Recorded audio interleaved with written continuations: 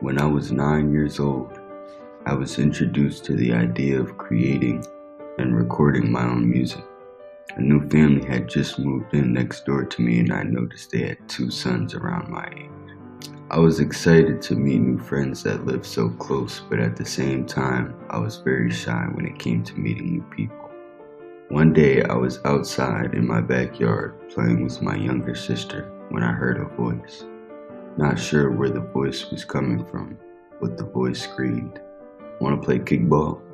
I looked around and did not see anyone, so I continued doing what I was doing, figuring it was not meant for me. A few hours later, I heard the same voice. This time, it called my name, so I was sure they were talking to me.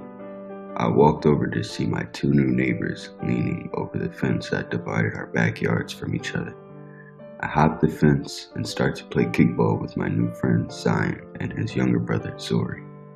After a few hours of running around and chasing a dodgeball, we gathered together and started talking about music. Around this time, I was not really into music. I liked to skateboard. Zion was telling me about how he would write raps and asked me if I ever did something similar. Rap and hip hop was new to me at the time, so I just listened and tried to seem interested. He then invited me into his home and into his room, where he had a microphone set up and a tape recorder to record his raps. He would play an instrumental off the internet and recite his lyrics onto the tape recorder that was somehow hooked up to the microphone. I watched him record parts of songs and was fascinated by the fact he was able to record a song right in his very own bedroom. After he recorded a third verse, he looked to me to finish his song. He told me to read a chorus he had written on a piece of paper. I read it back to him a few times to get the melody perfected and all.